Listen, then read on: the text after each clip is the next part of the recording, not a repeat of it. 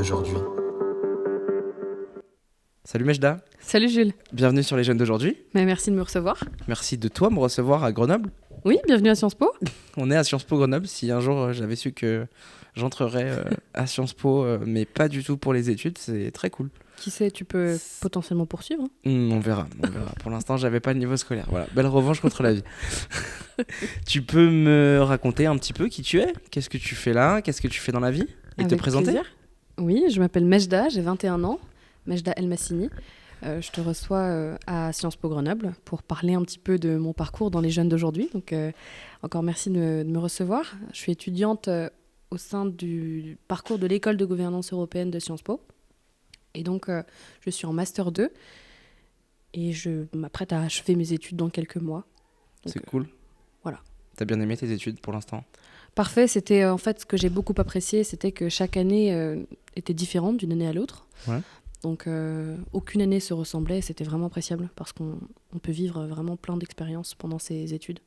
Et est-ce que tu peux nous parler un peu de ton parcours, de ce que tu as fait avant et de tes études un peu plus en détail? Oui, avec plaisir. Alors d'abord, j'étais pas forcément très focus sur Sciences Po, je voulais réellement faire des études scientifiques. J'avais fait un bac scientifique, toujours en appréciant les matières un peu plus littéraires. Et ensuite, j'ai postulé à Sciences Po, j'ai été admise et sans hésiter, j'ai validé nos fameux vœux Parcoursup à l'époque. Ok. Et donc, j'ai foncé directement au sein des instituts d'études politiques. J'ai aussi été footballeuse dans le même temps. Je pense qu'on aura l'occasion d'en discuter après. D'en reparler. Donc avant tes études aussi. On Tout en à fait, parlera ouais, plus en c'est détail tout à l'heure. Avec le parcours que tu as, on va en parler aussi. Comment ta famille te perçoit? Est-ce que ils t'ont vu évoluer? Ils ont été à tes côtés, je pense, depuis tout ce parcours. Comment ils te voient aujourd'hui et quel rôle ils ont joué dans l'évolution de ton parcours? Je citerai notamment mes parents, qui sont absolument tout pour moi, qui ont toujours été présents, que ce soit dans ma carrière de foot, ils étaient tout le temps présents pour m'emmener, être mes chauffeurs, mes coachs, mes préparateurs physiques, donc mon papa et ma maman, qui m'ont toujours soutenue et qui me soutiennent encore, que ce soit, comme je l'ai dit, dans ma carrière de foot ou même dans le milieu professionnel, à l'école. Ils ont vraiment toujours été là pour moi et continuent de l'être au quotidien encore. Donc tu m'as dit que tu avais commencé par un milieu sportif Oui. en tant que footballeuse. Est-ce que tu peux nous parler de cette expérience? Oui, bien sûr.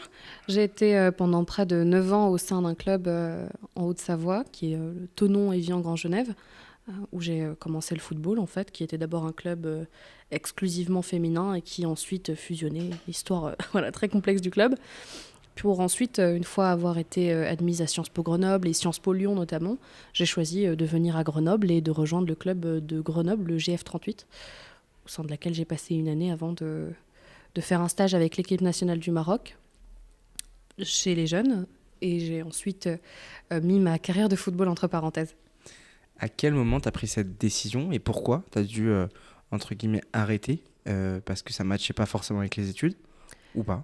Oui, tout à fait, parce que le rythme était trop important. Alors, quand on choisit un parcours en tant que sportif de haut niveau, en général, on adapte ses études et on les allonge En fonction de sur ça. 2 ans, exactement.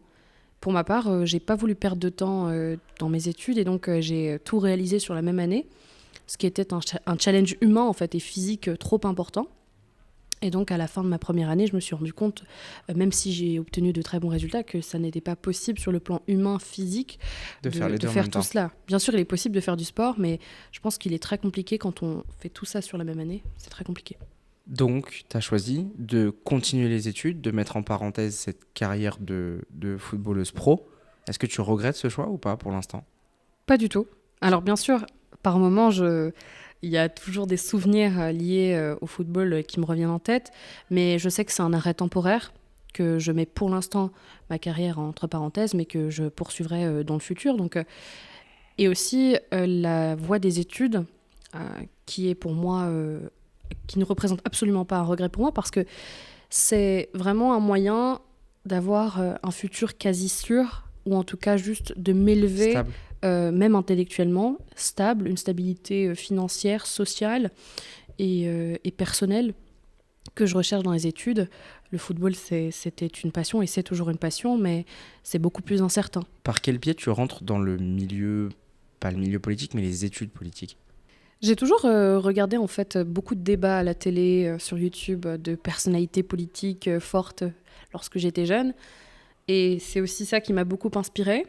Et j'avais très vite compris que la politique était un moyen de changer les choses et en tout cas dans l'esprit d'avoir la main sur les choses et de pouvoir apporter du changement, comprendre l'environnement qui m'entourait dans le cadre national et supranational. Aujourd'hui, tu es dans une filière européenne. Pourquoi tu as choisi cette spécialisation, le domaine de l'Europe? Et c'est quoi ton regard face à l'Europe, en fait? En fait, j'ai réalisé ma deuxième année parce que dans le cadre de nos études à Sciences Po Grenoble, on doit faire une année à l'étranger nécessairement. Donc je l'ai réalisée à l'université de Freiburg en Allemagne, Freiburg im Breisgau. Cette année-là, j'ai compris réellement cette dimension européenne qu'on a parfois du mal à trouver quand on est très jeune. Et cette dimension européenne, je l'ai trouvée dans mes études par une diversité culturelle pas très importante entre l'Allemagne et la France, mais mine de rien, ça m'a quand même beaucoup ouvert l'esprit sur la dimension européenne. Et beaucoup de cours étaient orientés notamment sur l'Union européenne, le droit international, etc. Et donc je me suis davantage ouvert à cette perspective pour en faire maintenant, oui, la spécialité de mon master. L'Europe, est-ce que tu penses que ça résonne chez les jeunes ou pas? Je pense que il y a quand même une forme de distance qui s'est créée entre les jeunes et l'Europe, et puis les jeunes et la politique aussi, de manière générale, une forme de désintéressement. Je ne pense pas que ce soit un manque de capital culturel ou de connaissances sur le sujet. Je pense que c'est réellement peut-être une défiance des institutions, une méfiance qui s'est installée chez les jeunes. Je trouve ça dommage, mais je ne pense pas que... Je ne suis absolument pas pessimiste sur ça, et que je pense qu'il est tout à fait possible d'y retourner toutes et tous ensemble. Est-ce que tu penses qu'aujourd'hui, il peut y avoir une prise de conscience chez les jeunes pour se dire, OK, on est français, mais en fait, on est aussi européen? Oui, exactement. Alors je pense que les élections européennes de 2024, elles ont joué un rôle important et que les jeunes se sont beaucoup mobilisés parce qu'on a eu des figures nationales qui se sont présentées au niveau européen, qui ont émergé, et que donc ça a beaucoup résonné chez les jeunes. Je pense qu'il y a une prise de conscience qui est possible, qui est en train de se faire petit à petit. Mais je suis absolument pas pessimiste sur le sujet, donc je pense qu'il faut qu'on y travaille toutes et tous ensemble. Je dis pas nécessairement que avoir une conscience européenne, c'est prôner l'Europe. C'est, du moins, je pense, nécessaire de la comprendre, si on en a la possibilité, et d'aller comprendre l'environnement qui nous entoure, les institutions qui nous entourent. En plus de tes études, de ton parcours, tu as des engagements, on va dire, et des activités, on va dire, un peu extrascolaires, même si ça fait très petit de dire ça. C'est quoi tes autres projets? Tu fais quoi aussi à côté de tout ça? Pour les activités extra-académiques, elles sont diverses en fait. Parfois, ça peut être simplement aller à des réunions de travail sur les élections européennes, comme chacune et chacun d'entre nous peut le faire en tant que citoyen européen, mais aussi un engagement associatif très marqué. À Sciences Po, j'ai commencé à la présidence de l'association Alpe-Europe, qui a été l'une des premières créées et qui a toujours cette dimension européenne. On a pu faire plein d'événements, des conférences, des cafés-débats sur des thèmes qui incluent l'Europe, en invitant des personnalités. Ça, c'était un engagement très important pour moi. J'ai aussi fondé une association très récemment qui s'appelle Think Talk. C'est une sorte de plateforme d'échange, de débat, et qui prépare notamment les étudiants au grand oral de troisième année à Sciences Po. Voilà, différents engagements associatifs. Après, j'ai travaillé dans le même temps, en parallèle de mes études, en tant que consultante responsable marketing dans une filiale d'investissement en Suisse, à Genève. Donc, une multitude d'engagements que j'essaie de renouveler en permanence. Est-ce que tu as rencontré des difficultés dans tout ce parcours, que ce soit dans tes engagements perso avec les assos ou dans tes études?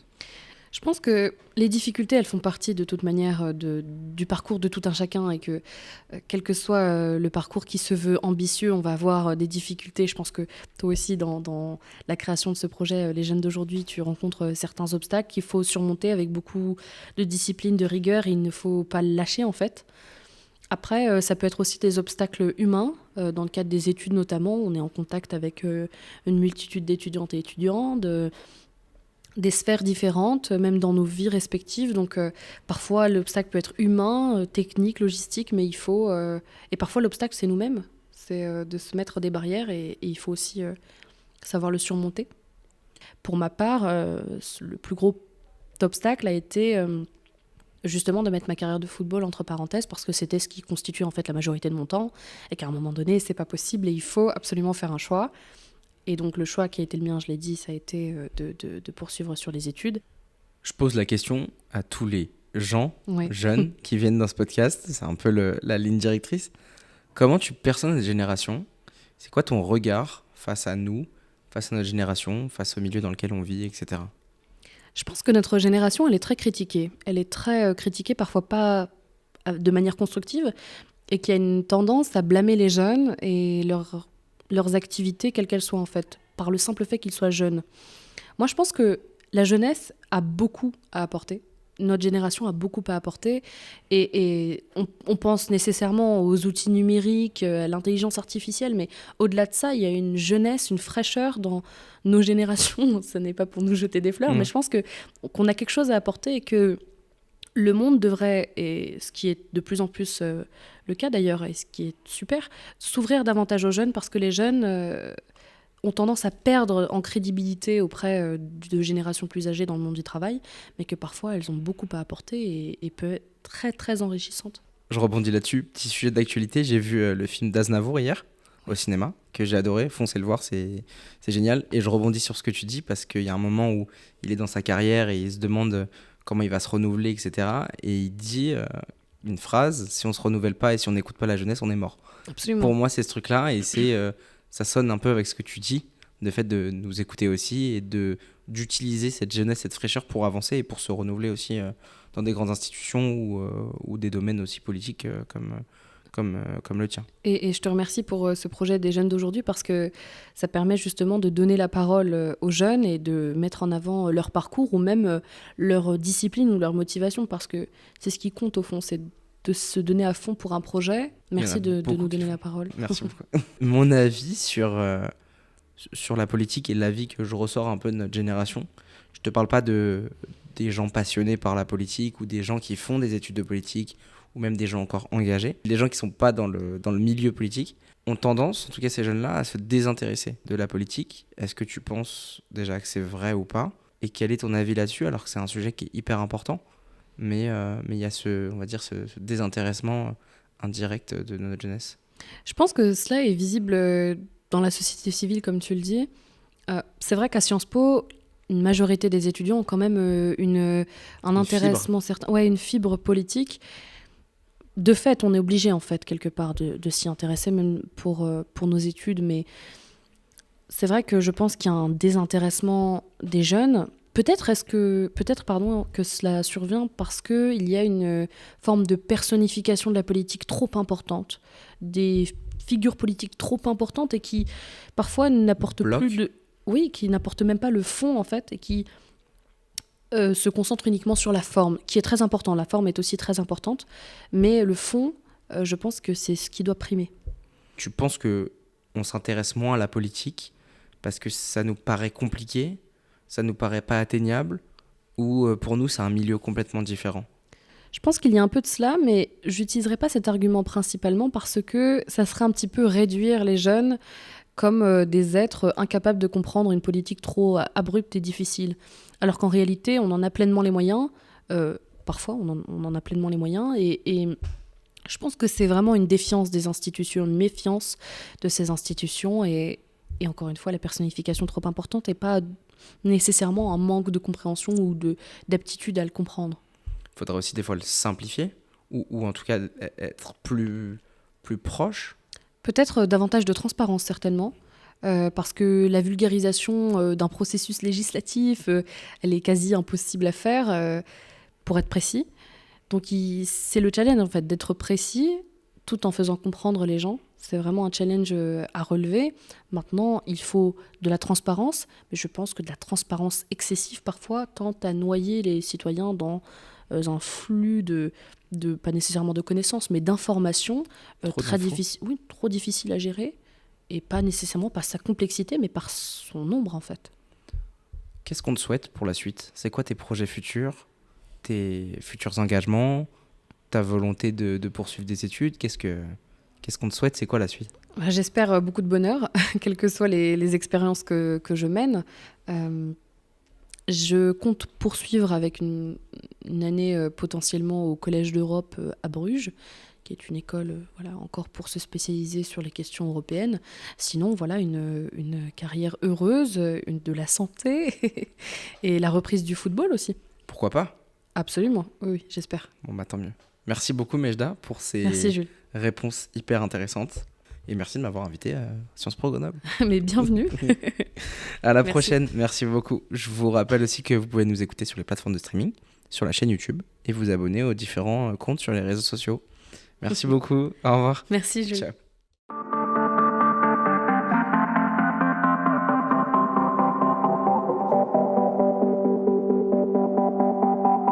Les jeunes d'aujourd'hui.